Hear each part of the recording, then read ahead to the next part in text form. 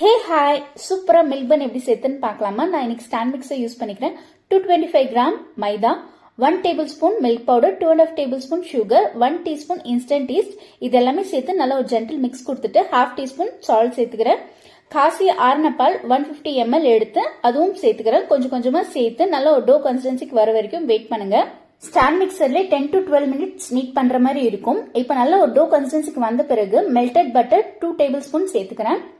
இப்போ டோ கரெக்டான கன்சிஸ்டன்சி வந்திருக்கான்னு செக் பண்ணுறதுக்காக ஸ்டாண்ட் மிக்ஸும் ஆஃப் பண்ணிட்டு கொஞ்சமா மாவு எடுத்து விண்டோ பெயிண்ட் டெஸ்ட் பண்ணிக்கிறேன்.